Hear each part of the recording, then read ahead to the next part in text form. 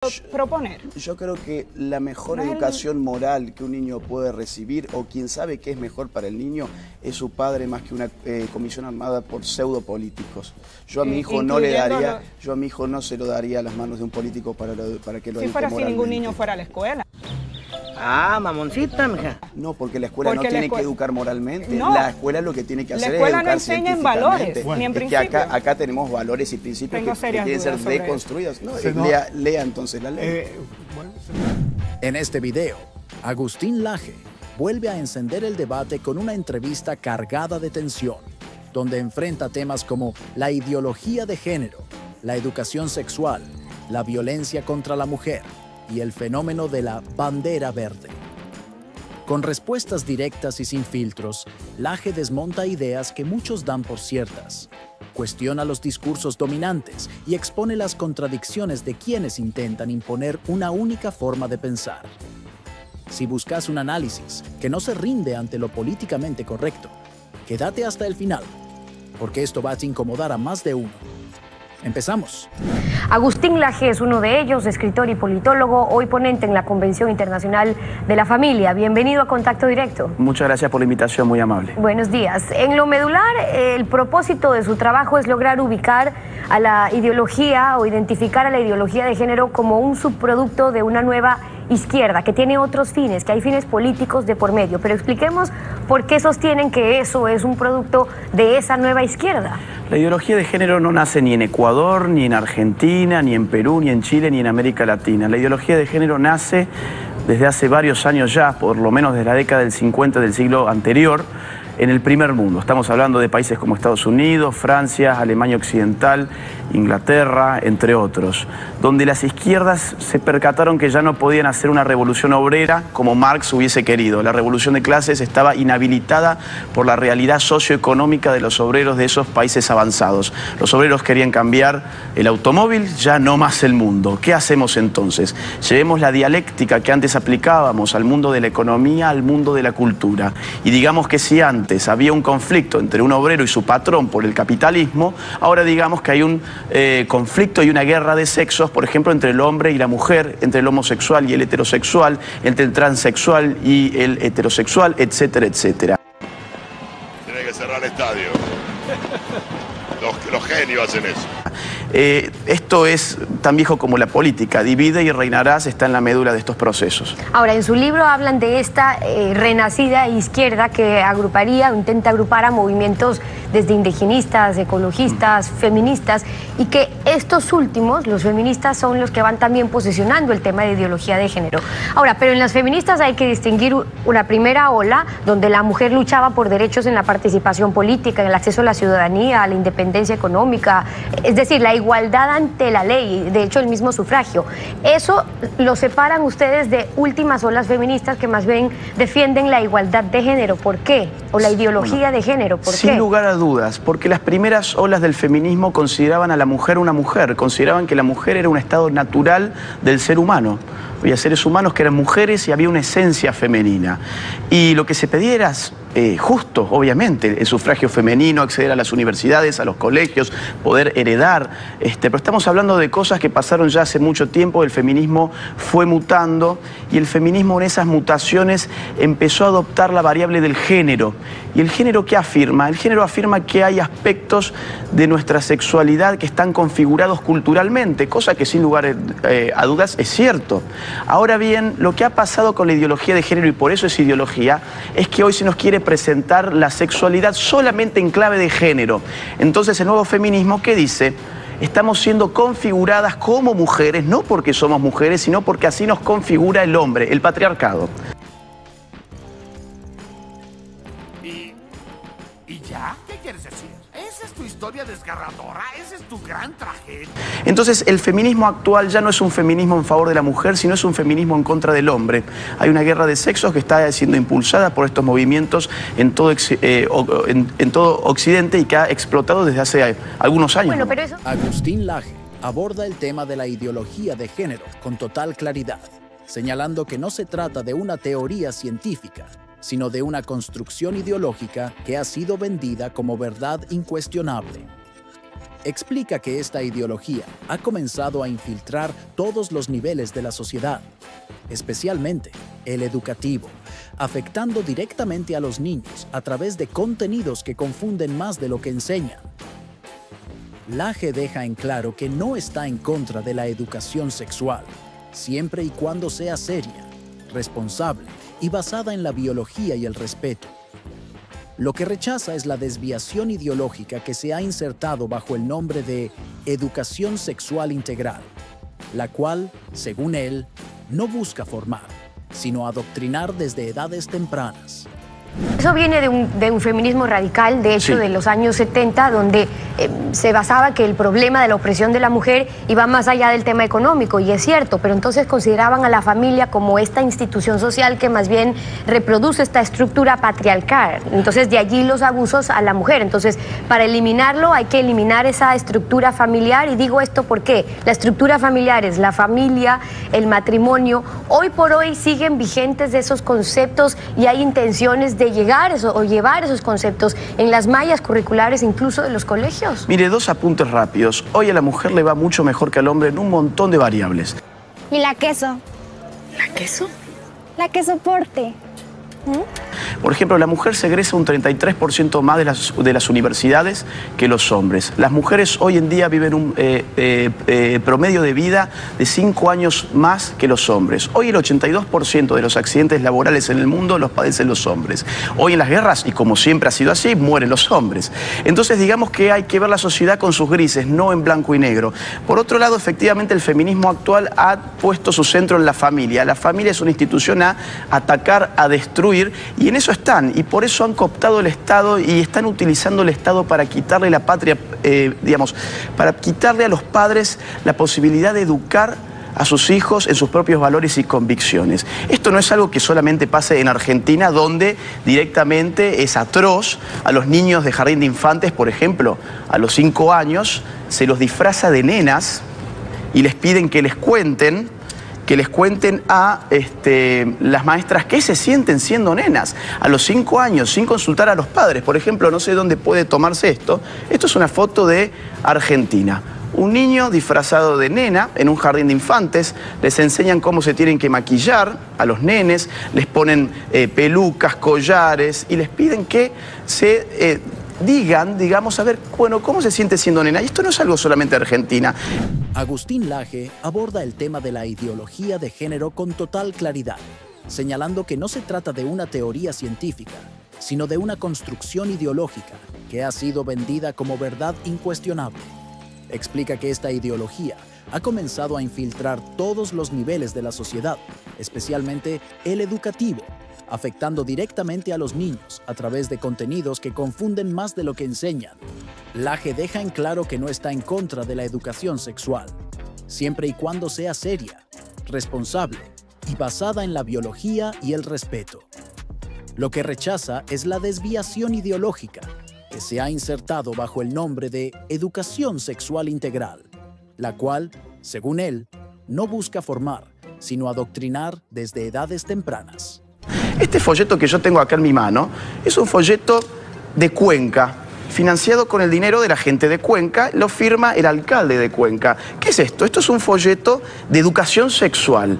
Nos venden la educación sexual como si fuese tal cosa, cuando en verdad es adoctrinamiento en ideología de género. No sé si se puede tomar aquí en pantalla el folleto donde les explican a los niños a partir de los 9 años qué son las acciones afirmativas, qué es el género, qué es la identidad sexual, el LGBTI, la orientación sexual, gay, lesbiana, bisexualidad, pansexualidad, asexualidad, identidad de género, transexual, intervención corporal, que es los llamados cambios de sexo, transgéneros, transgénero femenina, transgénero masculino, intersexualidad, drag queen, drag king. O sea, un niño de 9 años hoy le dicen que lo están educando en sexualidad y le están explicando, por ejemplo, qué es drag king.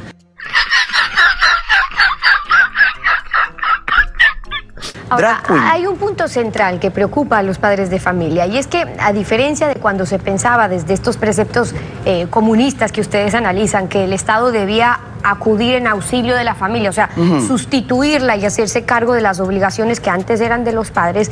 Hoy, por lo menos en nuestro país, se defiende en papel la subsidiariedad del Estado, o sea, no meterse donde no le corresponde al Estado, sino a los padres de familia. Entonces, los padres deberían jugar un papel crucial justamente en la elaboración de esos temas, de esas mallas escolares, del tema educativo.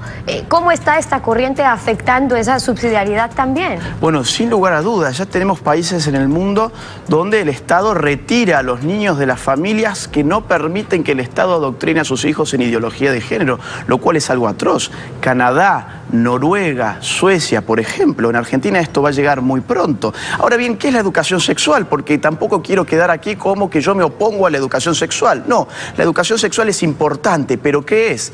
Es educar al niño en la biología sexual humana, cómo se reproduce el ser humano, cómo evitar las famosas ETS, las enfermedades vinculadas a lo sexual, cómo evitar que niñas de 14 años tengan hijos, por ejemplo.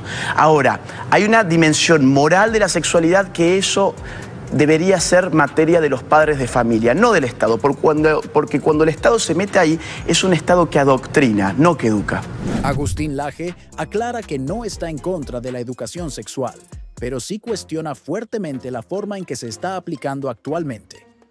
Señala que muchas veces se priorizan temas secundarios, cargados de ideología, en lugar de enfocarse en lo esencial: el conocimiento biológico y la responsabilidad personal.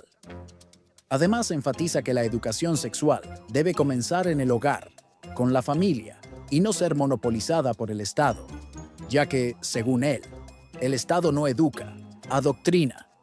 Para Laje, delegar esta formación tan delicada en manos de una estructura politizada es un error que pone en riesgo el desarrollo sano de los niños. Ahora, en medio de estas discusiones, pues hoy se está realizando una convención a propósito de la familia, pero tratan otros temas que se refieren a los conceptos abortistas, que por cierto nuestra Constitución lo prohíbe, pero cuando se trata de un concepto de eliminar las trabas de esos conceptos que tendría la mujer para surgir económica, para surgir culturalmente, ¿qué es lo que han visto ustedes también en legislación, en los recorridos que han venido haciendo? Miren, en Argentina tampoco se podría aprobar el aborto por motivos que tienen que ver con la Constitución, pero hemos tenido este año una gran lucha por el tema aborto y la verdad es que atrás del aborto hay un negocio multimillonario, vamos a ser claros.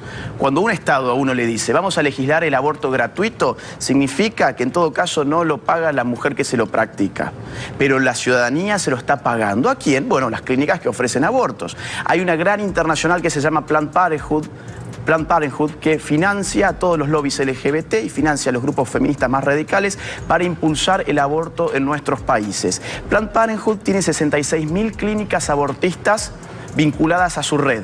¿Cuántos McDonald's hay en el mundo? 33.900. Y uno cuando viaja ve un McDonald's en cada esquina. Ok, hay el doble de clínicas abortistas vinculadas a la Planned Parenthood. Esto es un negocio multimillonario.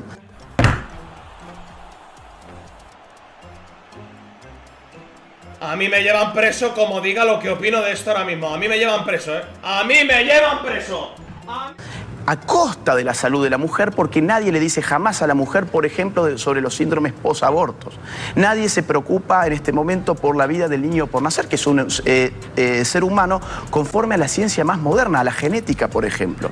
Entonces, bueno, en Argentina hemos salido de esa lucha, una lucha contra los poderes internacionales. De hecho, el día anterior de que se vote esto en la Cámara Alta, The New York Times publicó toda su tapa de color verde diciéndole a nuestros senadores: el mundo los está mirando.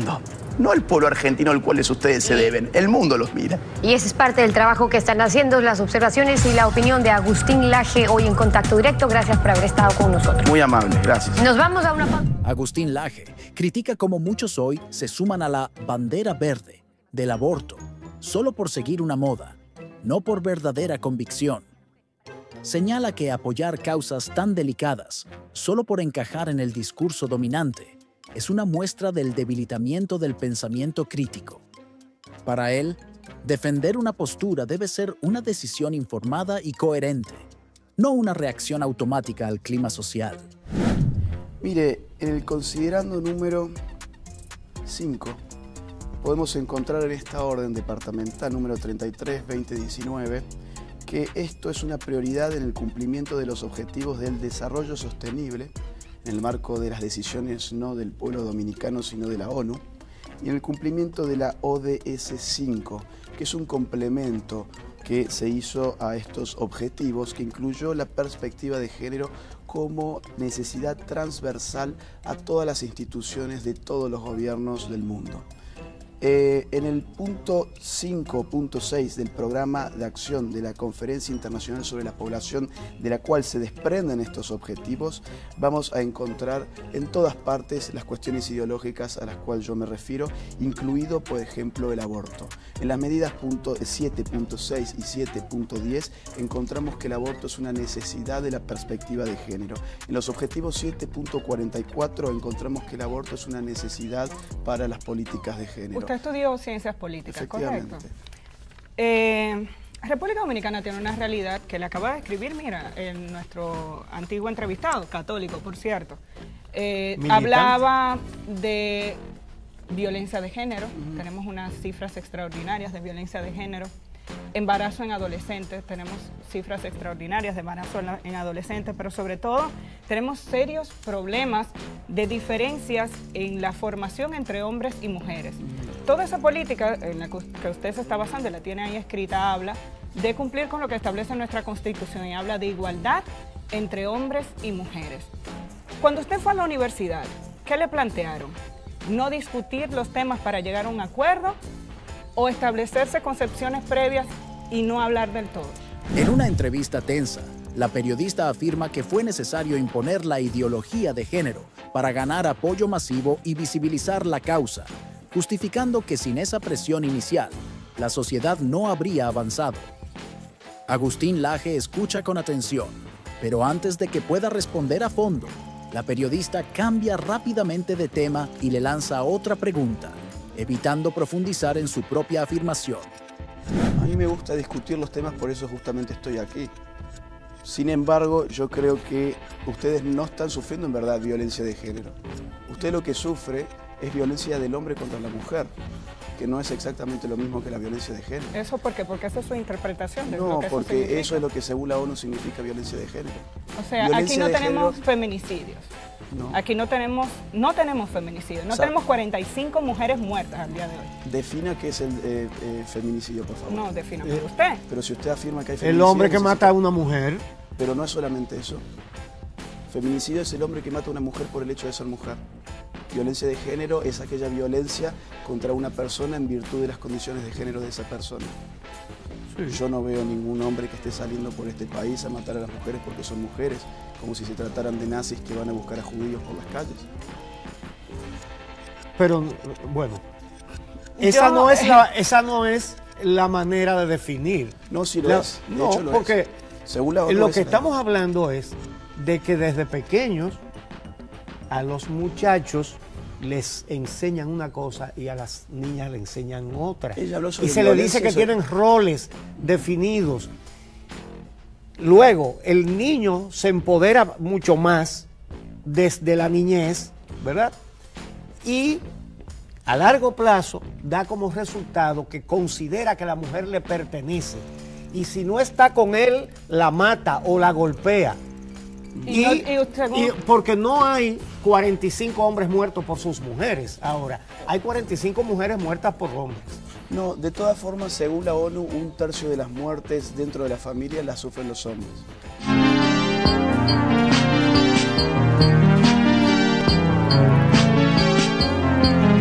Sin embargo... Bueno, aquí no lo conocemos así. Bueno, son datos de la ONU. Ese fenómeno aquí no existe. Ok, son datos de la ONU. Por otra parte, si hablamos de violencia de género y de feminicidio, hay que ir al concepto claro, que es lo que me ha llevado a mí a afirmar que violencia de género y feminicidio son conceptos profundamente ideológicos que no le hacen ningún bien a la mujer en la medida en que no podemos poner como input de una política pública una causa ideológica. En Argentina tenemos políticas de género desde hace por lo menos 7 años. Cada año se financian mucho mejor esas políticas de género. Déjame terminar, por favor. Cada año se financian mejor esas políticas de género y sin embargo los llamados feminicidios, que allí se llaman femicidios, crecen todos los años.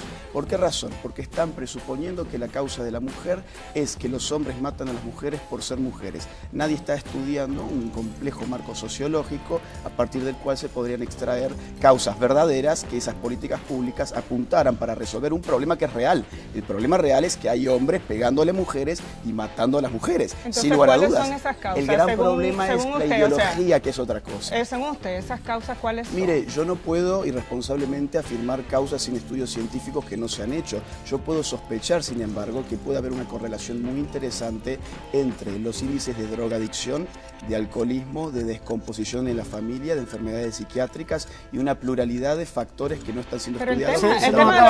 Permíteme, se nos acaba el tiempo y no quiero terminar.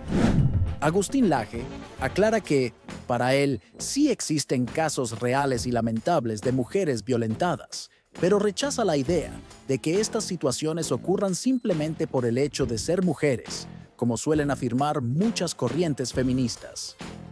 Sostiene que la violencia no responde a un supuesto odio estructural hacia la mujer, sino a múltiples factores sociales, culturales e individuales que no pueden reducirse a una sola causa. Para Laje, insistir en que todo es producto del odio al género simplifica un problema complejo y termina siendo más ideológico que real. Y así cerramos este video donde Agustín Laje, con firmeza y argumentos, puso sobre la mesa verdades que muchos prefieren ignorar. Entre ideas impuestas, modas ideológicas y silencios incómodos, quedó claro que el debate está más vivo que nunca. Si te gustó este contenido, deja tu like, comenta tu opinión y suscríbete al canal.